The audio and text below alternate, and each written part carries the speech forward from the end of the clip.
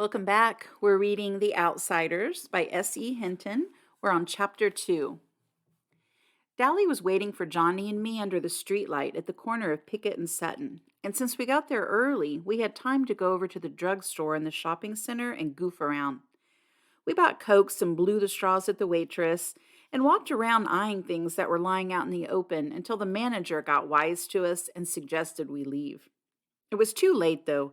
Dally walked out with 2 packages of Cools under his jacket. Then we went across the street and down Sutton a little way to the Dingo. There are lots of drive-ins in town. The Sox go to the Way Out and to Rusty's, and the Greasers to the Dingo and to Jay's. The Dingo is a pretty rough hangout. There's always a fight going on there, and once a girl got shot. We walked around talking to all the greasers and hoods we know, leaning in car windows or hopping into the back seats and getting in on who was running away and who was in jail and who was going with who and who could whip who and who stole what and when and why. We knew everybody there. There was a pretty good fight while we were there between a big 23-year-old greaser and a Mexican hitchhiker. We left when the switchblades came out because the cops will be coming soon and nobody in his right mind wants to be around when the fuzz show. We crossed Sutton and cut around behind Spencer's Special, the discount house, and chased 2 junior high kids across the field for a few minutes. By then it was dark enough to sneak in over the back fence of the nightly double drive-in movie. It was the biggest in town and showed 2 movies every night and on weekends 4. You could say you were going to the nightly double and have time to go all over town. We all had the money to get in. It only cost a quarter if you're not in a car. But Dally hated to do things the legal way. He liked to show that he didn't care whether there was a law or not. He went around trying to break laws. We went to the rows of seats in front of the concession stand to sit down. Nobody else was there except 2 girls who were sitting down front. Dally eyed them coolly, then walked down the aisle and sat right behind them. I had a sick feeling that Dally was up to his usual tricks, and I was right. He started talking, loud enough for the 2 girls to hear. He started out bad and got worse. Dallas could talk awful dirty if he wanted to, and I guess he wanted to then. I felt my ears get hot. 2-Bit or Steve or even Soda would have gone right along with him, just to see if they could embarrass the girls. But that kind of kicks just don't appeal to me. I sat there, struck dumb, and Johnny left hastily to get a Coke. I wouldn't have felt so embarrassed if they'd been greasy girls. I might have even helped old Dallas. But those 2 girls weren't our kind. They were tough-looking girls, dressed sharp, and really good-looking. They looked about 16 or 17. One had short dark hair, and the other had long red hair. The redhead was getting mad, or scared. She sat up straight, and she was chewing hard on her gum. The other one pretended not to hear Dally. Dally was getting impatient. He put his feet up on the back of the redhead's chair, winked at me, and beat his own record of saying something dirty. She turned around and gave him a cool stare. "Take your feet off my chair and shut your trap." Boy, she was good looking. I'd seen her before. She was a cheerleader at our school. I'd always thought she was stuck up. Dally merrily looked at her and kept his feet where they were. "Who's going to make me?" The other one turned around and watched us. "That's the greaser that jockeys for the /J sometimes," she said, as if we couldn't hear her. I had heard the same tone a million times. Greaser, greaser, greaser. Oh yeah, I had heard that tone before, too many times. What are they doing at a drive-in without a car? I thought, and Dallas said, "I know you 2. I've seen you around rodeos." "It's a shame you can't ride bull half as good as you can talk it," the redhead said coolly and turned back around. That didn't bother Dally in the least. "You 2 barrel race, huh?" "You better leave us alone," the redhead said in a biting voice, "or I'll call the cops." Oh my. Dally looked bored. "You've got me scared to death. You ought to see my record sometimes, baby." He grinned slyly. "Guess what I've been in for?" "Please leave us alone," she said. "Why don't you be nice and leave us alone?" Dally grinned roguishly. I'm never nice. Want a Coke? She was mad by then. I wouldn't drink it if I was starving in the desert. Get lost, Hood. Dally merrily shrugged and strolled off. The girl looked at me. I was half scared of her. I'm half scared of all nice girls, especially Socks. Are you going to start in on us? I shook my head, wide-eyed. No. Suddenly she smiled. Gosh, she was pretty. You don't look the type. What's your name? I wish she hadn't asked me that. I hate to tell people my name for the first time. Ponyboy Curtis. Then I waited for the, you're kidding, or that's your real name, or one of the other remarks I usually get. Ponyboy's my real name, and personally I like it. The redhead just smiled. That's an original and lovely name. My dad was an original person, I said. I've got a brother named Sodapop, and it says so on his birth certificate. My name's Sherry, but I'm called Cherry because of my hair. Cherry Valance. I know, I said. You're a cheerleader. We go to the same school. You don't look old enough to be going to high school, the dark-haired girl said. I'm not. I got put up a year in grade school. Cherry was looking at me. What a nice, smart kid like you running around with trash like that for. I felt myself stiffen. I'm a Grease, same as Dally. He's my buddy. I'm sorry, Ponyboy, she said softly. Then she said briskly, your brother, Sodapop, does he work at a gasoline station? A DX, I think? Yeah. Man, your brother is one doll. I might have guessed you were brothers. You look alike. I grinned with pride. I don't think I look one bit like Soda, but it's not every day I hear Socks telling me they think my brother is a doll. Didn't he used to ride in rodeos? Saddle bronc? Yeah, Dad made him quit after he tore a ligament, though. We still hung around rodeos a lot. I've seen you two barrel race. You're good. Thanks, Cherry said, and the other girl, who was named Marcia, said, How come we don't see your brother at school? He's not any older than 16 or 17, is he? I winced and sighed. I've told you I can't stand it that Soda dropped out. He's a dropout, I said roughly. Dropout made me think of some poor, dumb-looking hoodlum wandering the streets, breaking out streetlights. It didn't fit my happy-go-lucky brother at all. It fitted Dally perfectly, but you could hardly say it about Soda. Johnny came back then and sat down beside me. He looked around for Dally, then managed a shy hi to the girls and tried to watch the movie. He was nervous, though. Johnny was always nervous around strangers.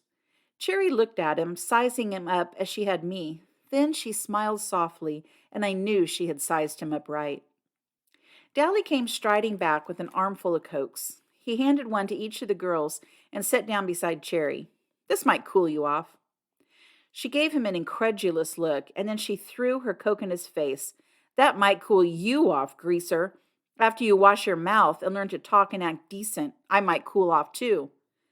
Dally wiped the Coke off his face and his sleeve and smiled dangerously. If I had been Cherry, I would have beat it out of there. I knew that smile. Fiery, huh? Well, that's the way I like 'em. He started to put his arm around her, but Johnny reached over and stopped him. Leave her alone, Dally. Huh? Dally was taken off guard. He stared at Johnny in disbelief. Johnny couldn't say boo to a goose. Johnny gulped and got a little pale, but he said, You heard me. Leave her alone. Dallas scowled for a second. If it had been me, or Two-Bit, or Soda, or Steve, or anyone but Johnny, Dally would have flattened him without a moment's hesitation. You just didn't tell Dally Winston what to do. One time in a dime store, a guy told him to move over at the candy counter. Dally had turned around and belted him so hard it knocked a tooth loose. A complete stranger, too. But Johnny was the gang's pet, and Dally just couldn't hit him. He was Dally's pet, too. Dally got up and stalked off, his fists jammed in his pockets and a frown on his face. He didn't come back. Cherry sighed in relief. Thanks. He had me scared to death. Johnny managed an admiring grin. You sure didn't show it. Nobody talks to Dally like that. She smiled. From what I saw, you do. Johnny's ears got red. I was still staring at him. It had taken more than nerve for him to say what he'd said to Dally. Johnny worshipped the ground Dallas walked on, and I had never heard Johnny talk back to anyone, much less his hero. Marcia grinned at us.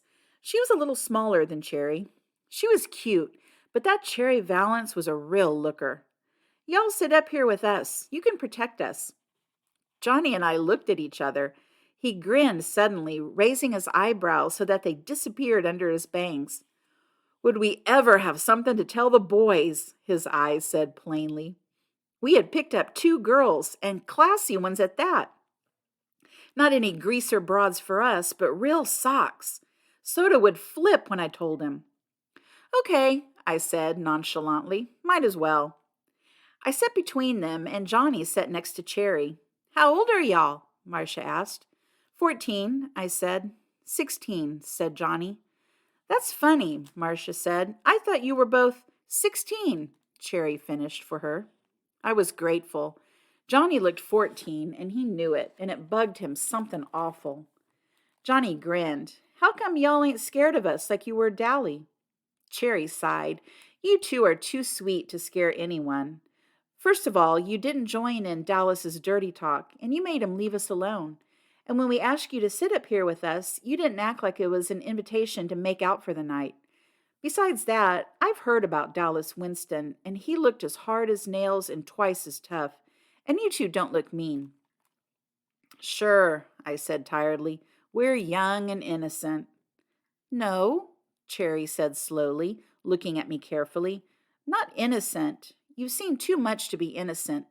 Just not dirty. Dally's okay, Johnny said defensively, and I nodded. You take up for your buddies, no matter what they do. When you're a gang, you stick up for the members. If you didn't stick up for them, stick together, make like brothers, it isn't a gang anymore. It's a pack, a snarling, distrustful, bickering pack, like the Sox in their social clubs, or the street gangs in New York, or the wolves in the timber. He's tough, but he's a cool old guy. He'd leave you alone if he knew you, I said, and that was true. When Steve's cousin from Kansas came down, Dally was decent to her and watched his swearing. We all did around nice girls who were the cousinly type. I don't know how to explain it. We try to be nice to the girls we see once in a while, like cousins or the girls in class, but we still watch a nice girl go by on the street corner and say all kinds of lousy stuff about her. Don't ask me why. I don't know why. Well, Marcia said with finality, I'm glad he doesn't know us. I kind of admire him, Cherry said softly, so only I heard, and then we settled down to watch the movie. Oh, yeah, we found out why they were without a car. They'd come with their boyfriends, but walked out on them when they found out the boys had brought some booze along.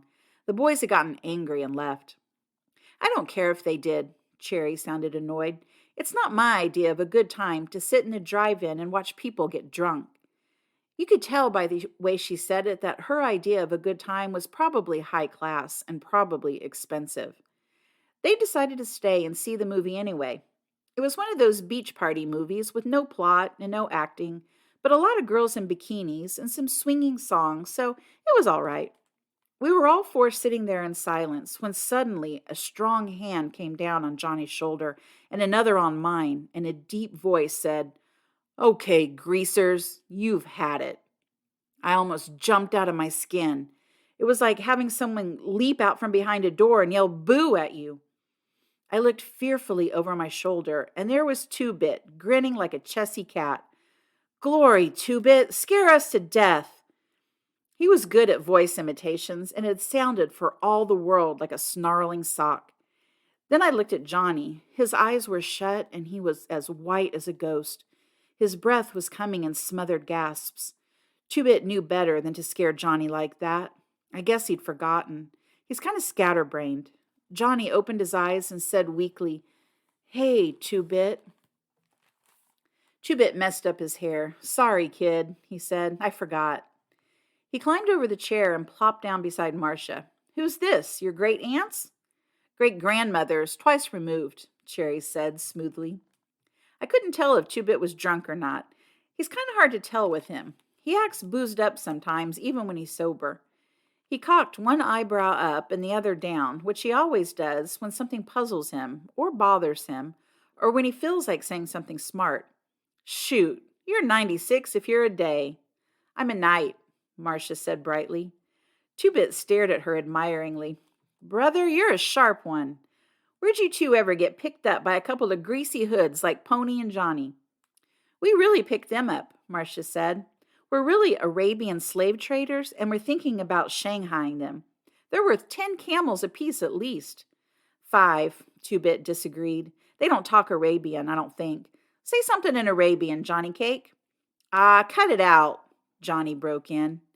Darry was bothering them, and then when they left, they asked us to sit with them, to protect them. Against wisecracking greasers like you, probably. Two-Bit grinned, because Johnny didn't usually get sassy like that. We thought we were doing good if we could get him to talk at all. Incidentally, we don't mind being called greaser by another greaser. It's kind of playful then. Hey, where's old Darry anyways? He went hunting some action, booze or dames or a fight. I hope he don't get jailed again. He just got out. He'll probably find the fight. Two-Bit stated cheerfully. That's why I came over. Mr. Timothy Shepard and Company are looking for whoever so kindly slashed their car's tires. And since Mr. Curly Shepard spotted Dallas doing it, well, does Darry have a blade? Not that I know of, I said. I think he's got a piece of pipe, but he busted his blade this morning. Good. Tim will fight fair if Darry don't pull a blade on him. Darry shouldn't have any trouble. Cherry and Marcia were staring at us. You don't believe in playing rough or anything, do you? A fair fight isn't rough, Two-Bit said. Blades are rough. So are chains and heaters and pool sticks and rumbles. Skin fighting isn't rough. It blows off steam better than anything. There's nothing wrong with throwing a few punches.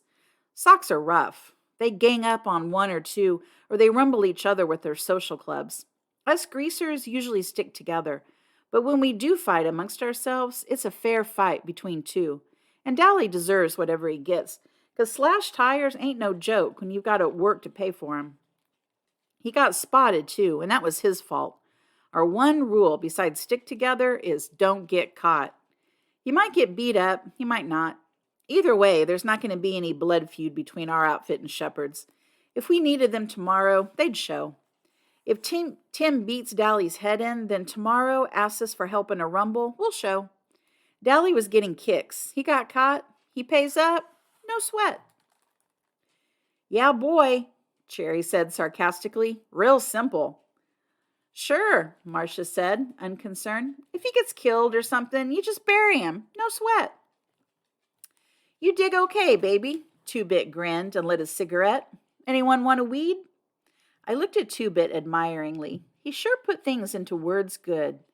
Maybe he was still a junior at 18 and a half, and maybe his sideburns were too long, and maybe he did get boozed up too much, but he sure understood things.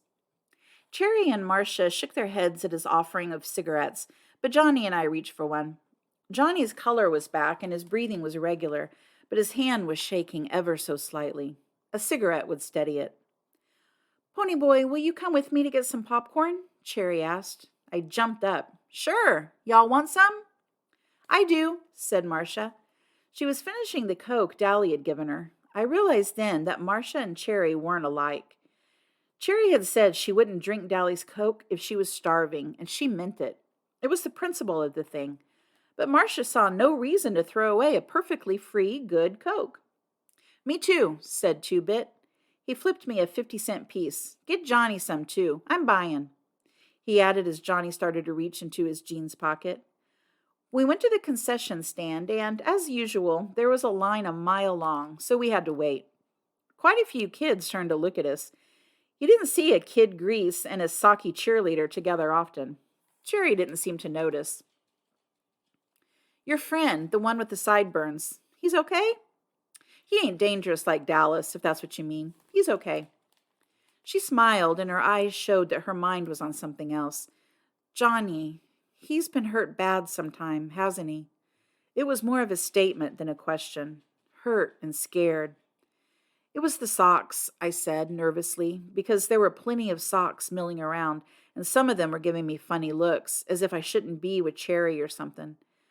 And I don't like to talk about it either. Johnny getting beat up, I mean. But I started in talking a little faster than I usually do because I don't like to think about it either. It was almost 4 months ago. I had walked down to the DX station to get a bottle of pop and to see Steve and Soda because they'll always buy me a couple of bottles and let me help work on the cars. I don't like to go on weekends because then there's usually a bunch of girls down there flirting with Soda.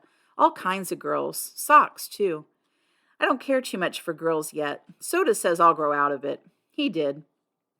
It was a warmish spring day and the sun shining bright, but it was getting chilly and dark by the time we started for home. We were walking because we'd left Steve's car at the station. At the corner of our block, there's a wide open field where we play football and hang out, and it's often a site for rumbles and fistfights. We were passing it, kicking rocks down the street, and finishing our last bottle of Pepsi when Steve noticed something lying on the ground. He picked it up. It was Johnny's blue jean jacket, the only jacket he had. "Looks like Johnny forgot his jacket," Steve said, slinging it over his shoulder to take it by Johnny's house. Suddenly he stopped and examined it more carefully. There was a stain the color of rust across the collar. He looked at the ground. There were some more stains on the grass. He looked up and across the field with a stricken expression on his face. I think we all heard the low moan and saw the dark, motionless hump on the other side of the lot at the same time. Soda reached him first. Johnny was lying face down on the ground. Soda turned him over gently, and I nearly got sick. Someone had beaten him badly. We were used to seeing Johnny banged up. His father clobbered him around a lot, and although it made us madder than heck, we couldn't do anything about it. But those beatings had been nothing like this. Johnny's face was cut up and bruised and swollen, and there was a wide gash from his temple to his cheekbone. He would carry that scar all his life. His white t-shirt was splattered with blood. I just stood there, trembling with sudden cold. I thought he might be dead. Surely nobody could be beaten like that and live. Steve closed his eyes for a second and muffled a groan as he dropped on his knees beside Soda. Somehow the gang sensed what had happened. Two-Bit was suddenly there beside me, and for once his comical grin was gone, and his dancing gray eyes were stormy. Darry had seen us from our porch and ran towards us, suddenly skidding to a halt. Darrel was there too, swearing under his breath and turning away with a sick expression on his face. I wondered about it vaguely. Darrel had seen people killed on the streets of New York's West Side. Why did he look sick now? "Johnny?" Soda lifted him up and held him against his shoulder. He gave the limp body a slight shake. "Hey, Johnny Cake." Johnny didn't open his eyes, but there came a soft question. "Soda?" "Yeah, it's me, Sodapop." "Don't talk. You're going to be okay." "There was a whole bunch of them," Johnny went on, swallowing, ignoring Soda's command. "A blue Mustang full. I got so scared." He tried to swear, but suddenly started crying, fighting to control himself, then sobbing all the more because he couldn't. I had seen Johnny take a whipping by a 2x4 from his old man and never let out a whimper. That made it worse to see him break now. Soda just held him and pushed Johnny's hair back out of his eyes. "It's okay, Johnny Cake. They're gone now. It's okay." Finally, between sobs, Johnny managed to gasp out his story. He'd been hunting our football to practice a few kicks when a blue Mustang had pulled up beside the lot. There were 4 socks in it. They had caught him, and one of them had a lot of rings on his hand. That's what had cut Johnny up so badly. It wasn't just that they had beaten him half to death. He could take that. They had scared him. They had threatened him with everything under the sun. Johnny was high-strung anyway, a nervous wreck from getting belted every time he turned around and from hearing his parents fight all the time. Living in those conditions might have turned someone rebellious and bitter. It was killing Johnny. He had never been a coward. He was a good man in a rumble. He stuck up for the gang and kept his mouth shut good around cops. But after the night of the beating, Johnny was jumpier than ever. I don't think he'd ever get over it. Johnny never walked by himself after that, and Johnny, who was the most law-abiding of us, now carried in his back pocket a 6-inch switchblade. He'd use it too if he ever got jumped again. They had scared him that much. He would kill the next person who jumped him. Nobody was ever going to beat him like that again, not over his dead body. I had nearly forgotten that Cherry was listening to me, but when I came back to reality and looked at her, I was startled to find her as white as a sheet. "All socks aren't like that," she said. "You have to believe me, Ponyboy. Not all of us are like that." "Sure," I said. "That's like saying all you greasers are like Dallas Winston. I'll bet he's jumped a few people." I digested that. It was true. Dally had jumped people. He had told us stories about muggings in New York that made the hair on the back of my neck stand up, but not all of us were that bad. Cherry no longer looked sick, only sad. "I'll bet you think the socks have it made. The rich kids, the West Side socks. I'll tell you something, Ponyboy, and it may come as a surprise. We have troubles you've never even heard of. You want to know something?" She looked me straight in the eye. "Things are rough all over." "I believe you," I said. "We better get back out there with the popcorn, or Two-Bit'll think I ran off with his money." We went back and watched the movie through again. Marcia and Two-Bit were hitting it off fine. Both had the same scatterbrained sense of humor. But Cherry and Johnny and I just sat there, looking at the movie and not talking. I quit worrying about everything and thought about how nice it was to sit with the girl without having to listen to her swear or to beat her off with the club. I knew Johnny liked it too. He didn't talk to girls much. Once, while Dallas was in reform school, Sylvia had started hanging on to Johnny and sweet-talking him, and Steve got hold of her and told her if she tried any of her tricks with Johnny, he'd personally beat the tar out of her. Then he gave Johnny a lecture on girls and how a sneaking little broad like Sylvia would get him into a lot of trouble. As a result, Johnny never spoke to girls much. But whether that was because he was scared of Steve or because he was shy, I couldn't tell. I got the same lecture from Two-Bit after we'd picked up a couple of girls downtown one day. I thought it was funny because the girls are one subject even Darry thinks I use my head about.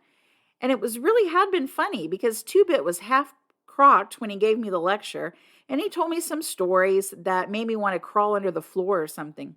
But he'd been talking about girls like Sylvia, and the girls he and Dally and the rest picked up at drive-ins and downtown. He never said anything about socky girls. So I figured it was all right to be sitting there with him, even if they did have their own troubles. I really couldn't see what Socks would have to sweat about. Good grades, good cars, good girls, Madras and Mustangs and Corvairs. Man, I thought, if I had worries like that, I'd consider myself lucky. I know better now. That's the end of that chapter. Thanks so much for joining me, and please don't forget to hit subscribe to my channel, and I'll see you next time. Bye.